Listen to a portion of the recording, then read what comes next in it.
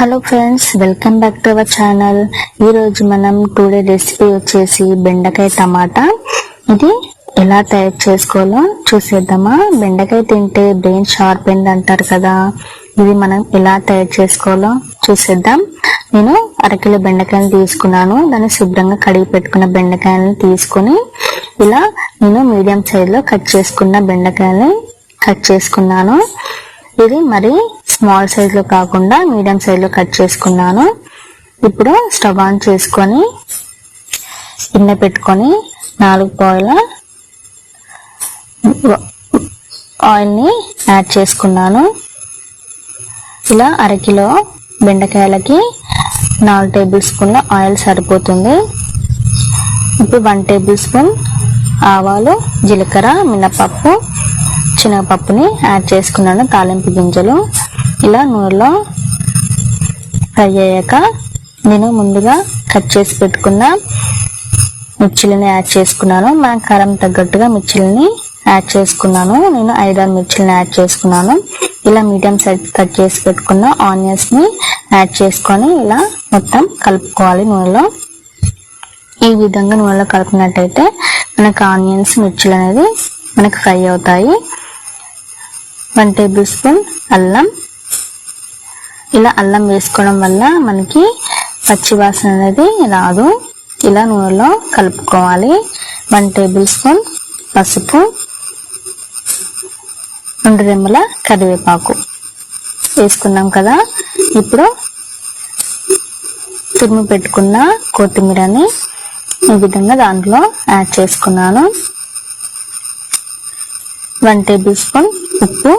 ఇలా ముందుగా ఉప్పు వేసుకోవడం వల్ల మనకి బెండకాయ జిగురు రాకుండా ఇలా ముక్కలకి పడుతుంది కాబట్టి నేను 1 టేబుల్ స్పూన్ ఉప్పుని ముందే యాడ్ చేసుకొని ఈ విధంగా కలుపుకోవాలి.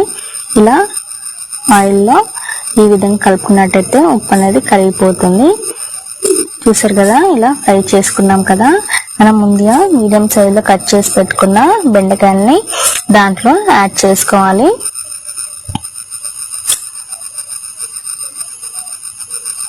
ఈ విధంగా దాంట్లో యాడ్ చేసుకున్నాం కదా.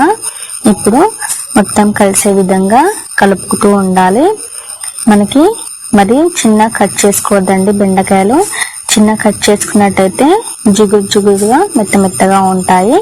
ఇలా మనం మీడియం సైజులో కట్ చేసుకోవడం వల్ల మనకి ఈ ముక్క ఆ ముక్కకి ఉంటుంది కాబట్టి ఇలా మీడియం సైజులో కట్ చేసుకున్నాను. ఈ విధంగా మొత్తం ఆయిల్ కలిసే విధంగా మొత్తం కలుపుతూ ఉండాలి. ఇలా కలపడం వల్ల మనకి మెత్తగా కాదండి, ఇలా గుజ్జురు కాకుండా ఇలా మరొకసారి కలుపుతూ ఉండాలి. ఇలా 2 మినిట్స్ కలుపుకోవడం వల్ల మనకి అడుగు అనేది మాడదు. ఈ విధంగా కలుపుతూ ఉండాలి.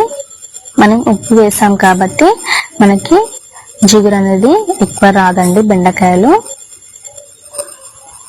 ఇలా మనం బెండకాయలు ముందే వేసుకోవడం వల్ల మనం మూత పెట్టుకున్నట్టయితే ఇంకా ఎక్కువ జిగురు ఉంటుంది. ఇలా ముందుగానే మూత పెట్టుకోకూడదు. ఇలా కాస్త మగ్గించుకున్నాక బెండకాయ అనేది ఈ విధంగా మగ్గించుకోవాలి. ఇలా మెత్తపడాక నేను చిన్న సైజ్ అంత టమాటాని సన్న కట్ చేసి పెట్టుకున్న టమాటాని దాంట్లో వేసుకున్నాను.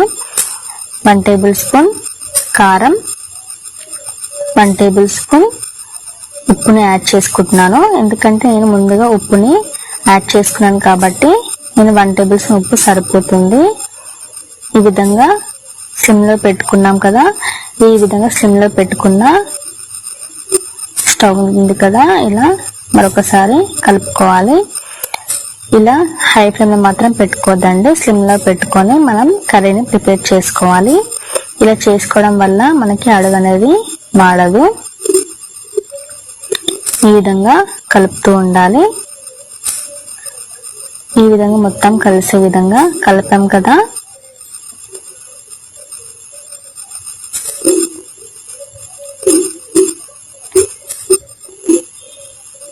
వన్ టేబుల్ స్పూన్ ధనియాల పౌడర్.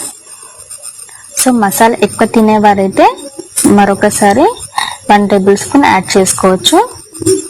నేను యాడ్ చేసుకున్నాను. సో ఈ విధంగా మనకి ఈజీ ప్రాసెస్ లో కూడా చేసుకోవచ్చు అండి. నేను కొత్తిమీరని యాడ్ చేసుకున్నాను. కొత్తిమీర యాడ్ చేసుకోవడం వల్ల మంచి టేస్ట్ వస్తుంది. ఈ విధంగా కలుపుకోవాలి. సో చూసారు కదా, మనకి బెండకాయ టమాటా అన్నంలో కానీ చపాతీలో కానీ తింటే చాలా టేస్ట్ ఉంటుంది. సో ఈ విధంగా మనం బెండకాయ టమాటాని ప్రిపేర్ చేసుకున్నాం కదా. సో మీకు నచ్చిందా?